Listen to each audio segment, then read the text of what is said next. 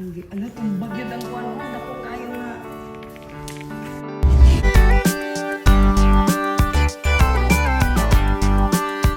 Kung mayroon mang isang tao na hindi makakapanatili sa gitna ng trahedya ng hindi kumikilos, yon ay walang iba kundi si Manny Pacquiao.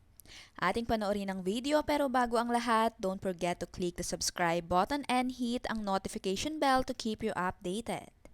Alam nating lahat na kahapon, June 8, 2026, bandang 7:37 ng umaga, isang magnitude 7.8 na lindol ang tumama sa labas ng baybayin ng Mindanao. At ang pinakamalakas na naramdaman ay dito mismo sa General Santos City, ang lungsod na nagpalaki, nagpalakas at nagbigay ng pagkakataon sa isang batang mahirap na naging kampyon ng mundo. Hindi lang basta lungsod ang Jansan para kay Manny. Ito ang kanyang dugo, ito ang kanyang ugat at ito ang kanyang tahanan. Ang nakisa sa mga part ng ito. Nakisa. Part ng ito. Nakisa. Many country homes. Sige. Okay na. Wala rin mga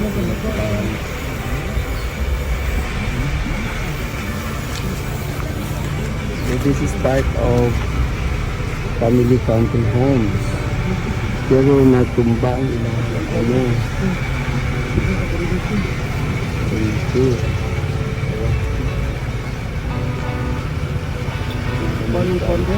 Kurinti tayo ka na kurinti.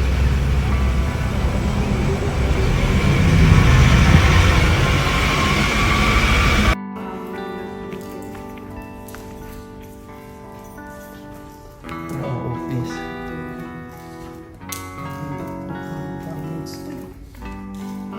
Kuwan siguro katong mga ano itong baon?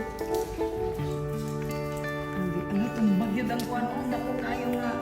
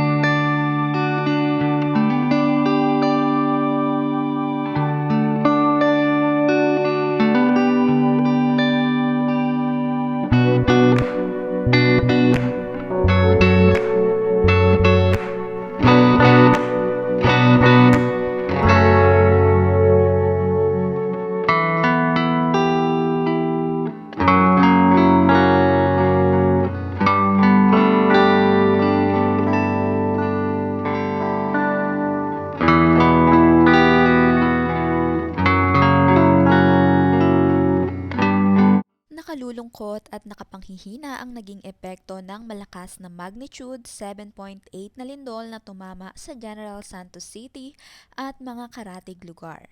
Sa loob lamang ng ilang minuto, maraming gusali at establishmento ang nagtamo ng matinding pinsala, habang ang ilan ay tuluyang gumuho dahil sa lakas ng pagyanig. Kabilang sa mga napinsala ang mga mall, ospital, hotel, simbahan, bangko, restaurant, paaralan at maging ilang pampublikong gusali sa lungsod. Isa sa mga pinakanakakabahalang eksena ay ang pagguho ng ilang commercial buildings, kabilang ang isang gusaling kinaroroonan ng isang fast food restaurant, pati na rin ang pagbagsak ng isang 2 palapag na supermarket sa barangay Kalumpang. Napinsala rin ang kisame ng isang simbahan at ilang gusali ng pamahalaan, dahilan upang ideklara ang lungsod sa ilalim ng state of calamity. Hindi lamang mga gusali ang naapektuhan. Maraming kabahayan ang nasira, habang nagkalat ang mga nabuwal na gamit sa loob ng mga tahanan gaya ng telebisyon, cabinet, computer at iba pang mahahalagang kagamitan. Nagkaroon din ng malawakang pagkawala ng kuryente at pagkaantala ng supply ng tubig sa ilang bahagi ng lungsod, na lalong nagpahirap sa mga residente sa gitna ng sunod-sunod na aftershock.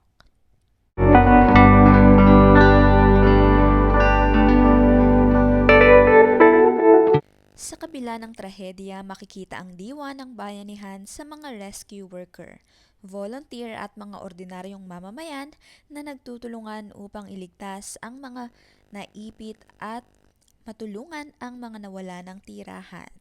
Patuloy ang search and rescue operations habang isinasagawa rin ang masusing inspeksyon sa mga gusaling maaaring humina ang pundasyon dahil sa lindol.